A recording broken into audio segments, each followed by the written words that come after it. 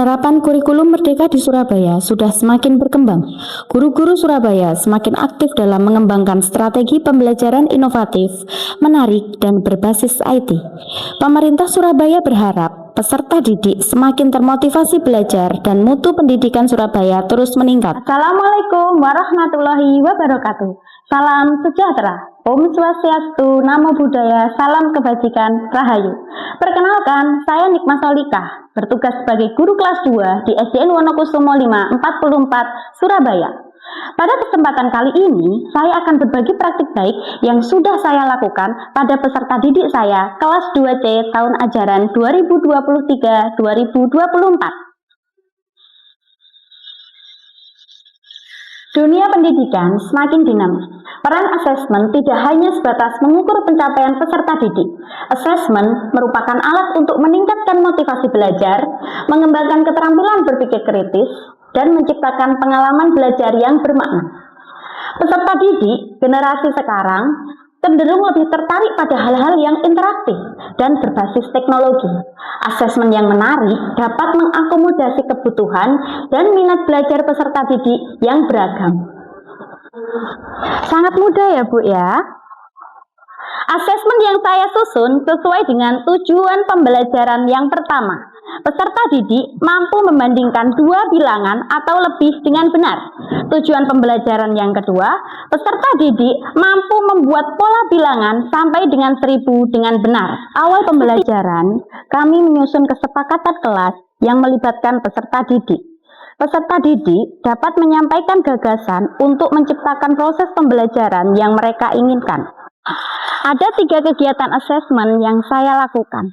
Pertama, asesmen diagnostik non-kognitif yang saya laksanakan setiap awal tahun pembelajaran untuk mengetahui karakteristik peserta didik.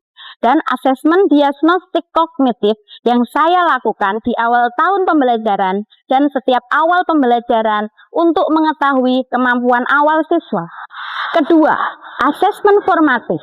Asesmen formatif untuk memantau perkembangan belajar peserta didik, memberikan umpan balik yang konstruktif, dan memperbaiki proses pembelajaran. Asesmen formatif bisa berupa observasi, jurnal, evaluasi, diskusi kelompok, presentasi, kuis singkat, dan masih banyak lagi. Asesmen sumatif. Asesmen sumatif saya lakukan setiap akhir tujuan pembelajaran.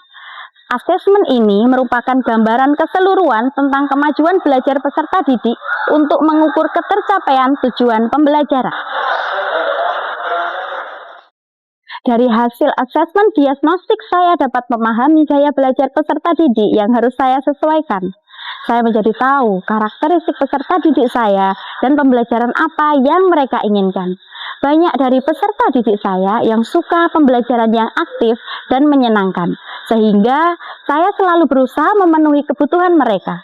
Kabar baiknya, peserta didik saya menjadi lebih termotivasi belajar dan mengalami kemajuan belajar di kelas.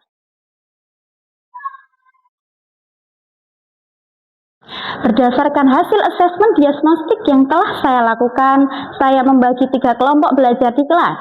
Kelompok 1 untuk peserta didik yang pemahaman utuh. Kelompok 2 untuk peserta didik yang paham sebagian. Kelompok 3 untuk peserta didik yang belum paham dengan gaya belajar yang beragam. Dalam penyusunan asesmen, saya telah memanfaatkan berbagai teknologi termasuk AI. Pada pembelajaran kali ini, saya menggunakan beberapa aplikasi untuk menyusun asesmen.